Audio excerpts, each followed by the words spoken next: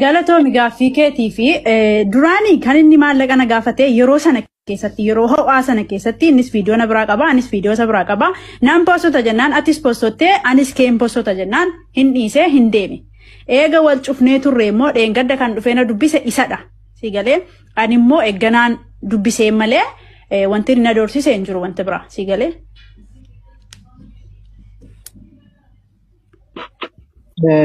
Ittaan fafamaan carraa tokko.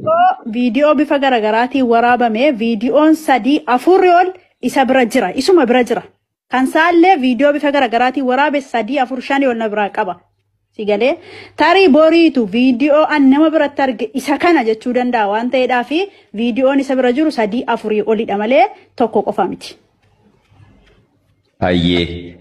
Viidiyoo dhuma kee viidiyoo qaama qullaa dubbii kaa irraa sassaaqaa dubbanne yeroo garii dhiifamanii godhaati kabaja dhabuudhaaf osoo hin taane aannan adiidhuma jedhama dhiigni diimaadha. Viidiyoo dhuma qaama qullaa waraabame kallattii garaagaraatiin kan waraabame adda addaa kan koos kan saas jiraadha moo viidiyoo dhuma normalii sirbas taphas haa ta'u wantoota waraabameedha wanti kun isii kana qulqulleessi. No.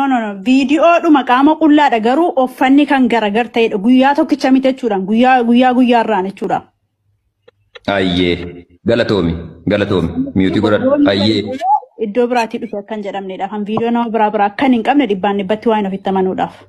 Maamme. Ifamana carraanis hin saame. Ol waraabame immoo obboleettii keenya sabboontu gaafiin kun kan keetii. Viidiyoo 2-3 akka bira jiru himta bifa adda addaatiin. Turtiin keessan akkuma inni jedhe baatii 2 goolabame moo akkami?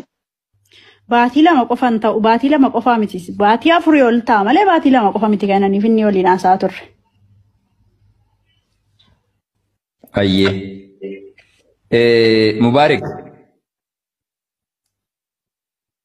Mubaarik dhugaa kana hawaasaaf kennuudhaaf kallattii ittiin nu deemsisutu jira. Hundi keenya iyyuu dhugaa jirtu kana waan sammuu keenya keessaa qabnu jira. Tarii wanti kun miidiyaa dhumarratti namuu waanuma itti fakkaate osoo hin taane osoo sirna ta'ee jedhee osoo namni jaarsummaa qaamaan taa'ee wajjin dubbataa jira ta'eeti abbootii dhimmaa ofirraa sagaleen eenyu bira miyuutii godha. Abbootii dhimmaa sana bakka sanarraa fageessanii jaarsotii wal geessee haqa jirtu erga waliin mari'atanii jedhaniin boodatti kamtu dhugaadha kamtu sirri eessa jira rakkoon eessa jira dhugaan kan jettu adda baafatee murteedhaaf deema jechuudha osoo. Viidiyoon suni ilaal viidiyoon inni natti argame isan jalqaba arge wajjin baay'ee kompiliitilii adda addadha. Viidiyoo sana immoo daayirektii meesenjera koodhaan natti argame ton taane bilbila namaarrattan arge. Waggaa 3 duradha hin beekunan yeroo sana iyyuu ishee jechuudha. Kana jedhee walii wajjin haasofnee waan hin beekneef Facebook yoolis friendii wanta hin taaneef eenyu akka ta'e hin beeku. Viidiyoon kun koppii ta'ee namoota adda addaadhaaf isheen erguu dandeessi. Amma guyyaa tokko dura